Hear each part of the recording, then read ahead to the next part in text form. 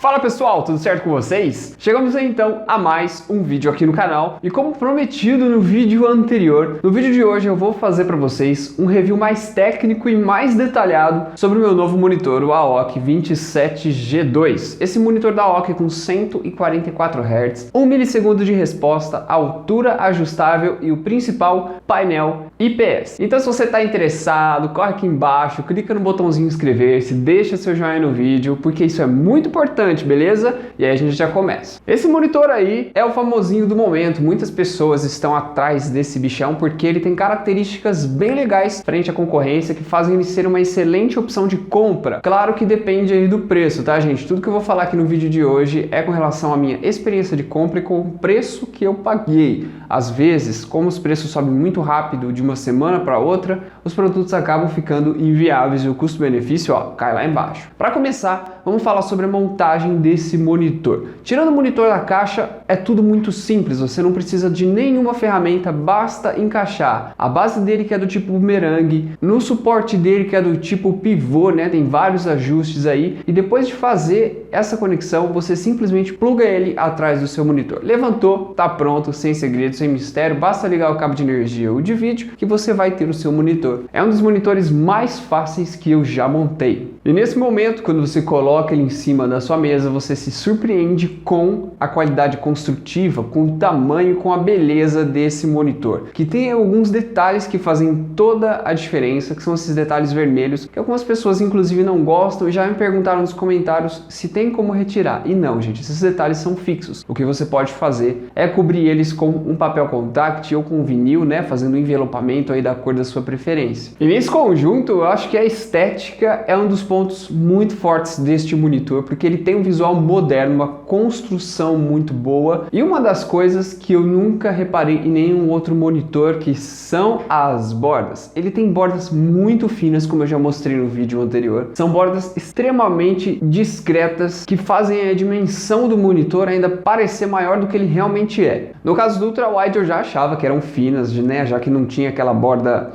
enorme em todos os quatro lados, mas nesse caso aqui deixa ele no chinelo. Ele é muito lindo, e embora tenha aquela borda normal embaixo, que eu acho que é necessário, o visual só de 3 fica realmente muito premium, e no caso de multimonitores deve ficar incrível, porque se você juntar duas bordas dessa fina, eu acredito que não dê ainda uma dessas grossas. Então você vai ter aí pouquíssimo espaço entre os monitores. Eu acredito que isso seja uma coisa cara de se fazer, né? Por isso que não são todas as marcas que fazem, já que ele fica de certa forma frágil se você for ver. Mas nesse caso aqui, fica com uma estética sensacional. Eu acreditei que por ele ser de 27 polegadas, a borda seria muito maior em relação ao de 24 polegadas. Mas não, as bordas são iguais, extremamente finas. E particularmente foi um dos detalhes que aí junto com a estética mais me chamou a atenção. Continuando na tela, um outro detalhe gigante nesse monitor quando comparado aos outros modelos de outras marcas é que por ele ser 144 Hz, 1 milissegundo,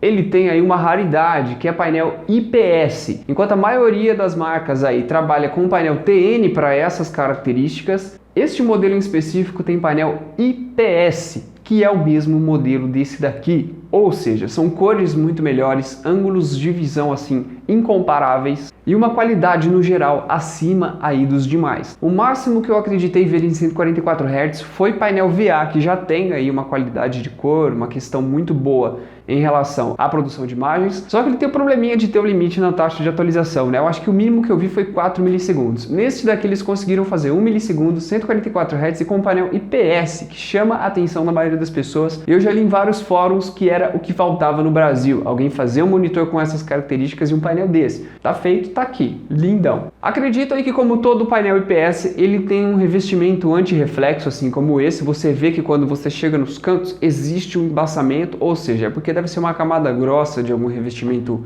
do tipo 3H, que a maioria dos monitores com esse tipo de painel tem. Ele segura muito a luz, inclusive tem duas luzes enormes aqui na frente e não tem reflexo, vocês podem reparar, inclusive uma delas está apontada para ele, não tem aquele reflexo absurdo dos painéis brilhantes. Não notei também nenhuma perda na qualidade da imagem graças a esse filtro, né? As pessoas dizem que quando não tem o anti-reflexo a imagem é melhor. Eu não notei nada, sinceramente, parece normal para mim. Outra coisa é que esse monitorzão de 27 polegadas tem uma resolução resolução Full HD. O que pode parecer pouco, muitas pessoas acreditam que isso seja pouco, e eu carreguei comigo essa dúvida também por alguns anos. Mas hoje, tendo este monitor, eu posso garantir para vocês que neste modelo a imagem não fica pixelada. E tudo isso é resultado daquela velha questão: monitor de 27 com resolução Full HD fica com uma baixa densidade de pixels, ou seja, você consegue enxergar os pixels com mais facilidade. Consegue enxergar, gente? Sim, é possível de enxergar os pixels nesse monitor, mas no meu de 20 polegadas é possível de enxergar, naquele de 24 da LG também é possível de enxergar, nesse aqui que é Ultra Wide também é possível de enxergar, até na minha televisão 4K é possível de você enxergar os pixels quando você chega bem pertinho da tela. Com ele não é diferente, você enxerga sim, entretanto, a essa distância que eu uso, que eu acredito que seja em torno de 90 centímetros, você não vê nada. Os ícones ficam perfeitos, as letras ficam perfeitas, a resolução em si fica perfeita. E eu também notei que os ícones não ficam grandes, a barra de tarefa não fica gigante como eu acreditei que ficaria, e como boa parte das pessoas diz que fica. Na real, eu achei que eles ficam no tamanho perfeito. Você realmente abandona o outro monitor para focar nesse monitor novo, é uma coisa meio estranha. Fica tudo muito nítido, sabe? Fica tudo muito chamativo, não sei se eu consigo passar para vocês a sensação, porque a sensação é mais ou menos como a do 144 Hz. Você não consegue simplesmente dizer para a pessoa que é melhor. Você tem que ter os dois modelos e comparar um ao lado do outro para você conseguir realmente entender as diferenças. Então, do painel, 100% show. Não encontrei dead pixel e nem vazamento de luz. Tá tudo tranquilo com relação a isso. Eu até me surpreendi porque é uma das coisas que eu tinha medo, mas esse aqui veio zerado, tá 100% funcional. Diferentemente daquele painel TN, esse painel IPS reproduz aí as cores de uma forma sensacional. Estão aqui os dois com a mesma imagem, só que em proporções diferentes, então as cores não são reais, tá, gente? Esse papel de parede aqui não é ultra wide, então ele tá esticado, causa uma distorção na imagem. Uma coisa bacana é que esse daqui, assim como o outro, tem amplos ângulos de visão, diferente daquele da LG. Ele não distorce as imagens, ele tem aí cores suficientes para fazer aquele degradê sem estragar as imagens, ou seja, você não vê serrilhado, você não vê quebra entre as cores, ele consegue fazer um degradê perfeito. Então são todos os detalhes aí que a gente nota de cara, principalmente eu que sou detalhista, quando você usa um e compara com o outro, você realmente consegue ver a evolução ou a regressão do produto, do monitor no caso. Esse aqui, 100% de ascendência em relação ao outro. Respondendo também uma pergunta que me fizeram, por que eu troquei, o que aconteceu com aquele? Nada, simplesmente foi à venda, comprei esse daqui porque eu encontrei melhores especificações com preço próximo àquele lá. Uma evolução no caso. Nada de defeito, tá, gente? Aquele lá tava ok, não tinha defeito nenhum, mas quando você compara com o IPS, obviamente o IPS ganha. E somado a esse ganho de qualidade na imagem, contraste, cores,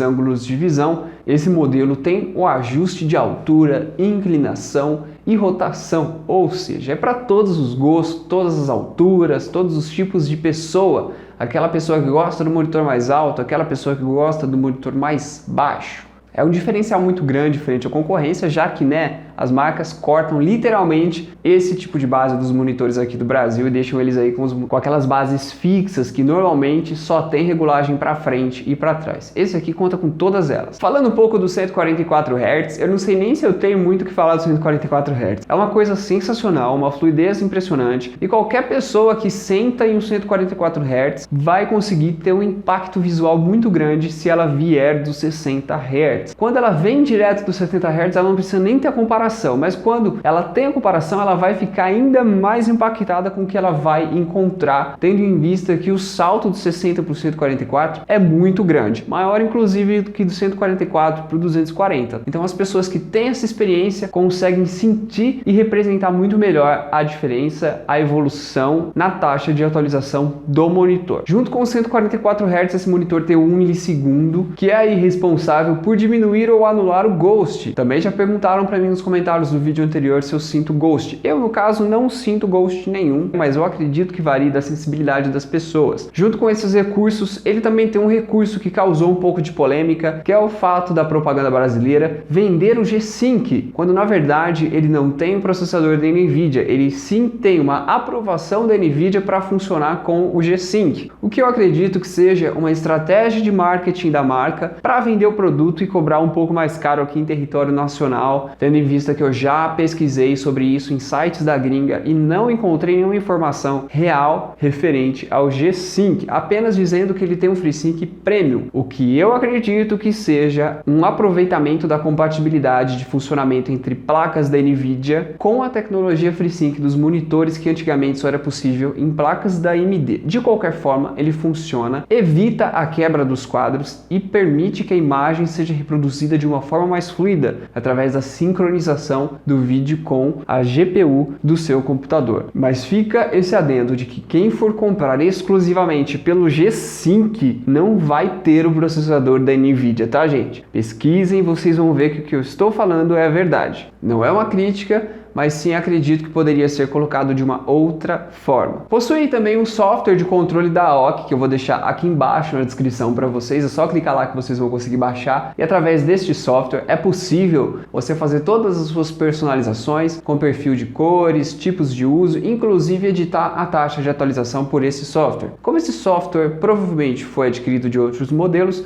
ele tem vários recursos que foram desativados, já que este monitor sofreu corte de custos e eu vou falar sobre isso daqui a pouquinho. Então esse software, ele teve também que ter algumas coisas, alguns recursos desativados frente a isso. Se você não quiser baixar o software ou não gostar desse tipo de uso, você tem na parte de baixo do monitor vários botõezinhos, que para mim é um ponto negativo, já que eles são de difícil acesso, é difícil de você clicar porque eles são muito fundos e tudo mais, então você se perde muito, que são os controles físicos do monitor, e nele é possível você fazer qualquer tipo de configuração, aliás, todas as configurações, inclusive ligar alguns efeitos tipo HDR, como qualquer outro monitor teria. Mas hoje a maioria dos concorrentes utiliza o joystick, que é muito mais intuitivo e interativo, e utilizam menus de interfaces um pouco mais dinâmicas. Esse aqui deixa um pouquinho a desejar porque ele tem um menu muito antigo do meu ponto de vista aí, né? Não é uma coisa muito grave, não é uma coisa, não chega a ser um ponto negativo, mas o menu dele poderia ser melhor, poderia ser um menu um pouco mais moderno, já que a gente está falando de um monitorzão muito bonito e cheio de recursos. Quando a gente toca no assunto corte de custo, diretamente a gente pensa no Brasil. Normalmente quando um produto fica disponível em território nacional, ele vai perder muita coisa, e com esse modelo não foi diferente. E isso aí se nota no painel traseiro dele quando a gente vai falar das conexões. Esse modelo em específico possui uma entrada DisplayPort, um HDMI, uma entrada VGA que no meu ponto de vista não fez muito sentido, e uma saída de áudio P2 para você ligar o seu headset. Mas fique atento porque é só uma saída de áudio P2 e não duas como os modelos da gringa, que possuem duas saídas, sendo uma para o seu headset e a outra para o seu microfone. Nesse caso eu não entendi muito bem a dinâmica dessa porta, já que se você ligar o seu headset, você só vai poder usar o fone e o microfone vai ficar desativado. Mas enfim, né, vai entender. Junto com outro corte de custo está o hub USB, que na maioria dos modelos internacionais é composto por 3 portas USBs, mais uma porta USB de alta velocidade para você carregar o seu telefone aí e tudo mais. Esse hub USB não está disponível no nosso modelo, assim como a entrada de microfone, ou seja, eles tiraram isso daí para baratear o custo. A desvantagem é que normalmente não barateia, né? Só acrescenta no preço, mas vai entender. E o outro ponto negativo é que junto com essas conexões a gente tem uma entrada de PSU que é responsável por fazer a alimentação do monitor. Por que ponto negativo? Porque este monitor tem a fonte integrada, e isso é uma desvantagem do ponto de vista eletrônico, porque a fonte gera aquecimento, e no caso de um problema com essa fonte, você é obrigado a substituir o monitor dependendo da extensão do problema, ou até mesmo desmontar o monitor para fazer a substituição de todo o conjunto da fonte. Enquanto que, se fosse uma fonte externa, como a maioria dos outros modelos, bastava você substituir aquela caixinha, tá? Que os seus problemas, se fossem fontes, estariam resolvidos de uma forma rápida, eficaz, e qualquer pessoa pode fazer. Nesse caso aí, no caso de uma substituição, somente pessoal técnico especializado que vai poder fazer essa substituição, o que para mim é um problema, é um desgaste muito grande quando a gente fala de Brasil. Bom, então é isso. Eu acredito que essas sejam as informações realmente relevantes e importantes na hora de uma compra, e as informações que as pessoas mais têm dúvidas na hora de buscar um review na internet. Ainda existem detalhes sobre perfis de cores, uniformidade da tela e outros detalhes mais técnicos ainda que eu acredito que não cabem neste vídeo, mas por hora as informações que eu tinha para passar para vocês são essas, que o monitor é muito bom, chamou muita muito a minha atenção e realmente entrega aquilo que ele promete, que é um monitor com características gamers, visual premium e tudo mais. Espero que vocês tenham gostado. Se ficou alguma dúvida, deixa aqui embaixo nos comentários. Se inscreve aí no canal se você não for inscrito, pra gente ficar ligado, conversar, trocar uma ideia, e compartilha aí esse link com um amigo seu. Pode compartilhar com um só para ajudar esse vídeo a subir. A gente se vê numa próxima. Falou, valeu e fui!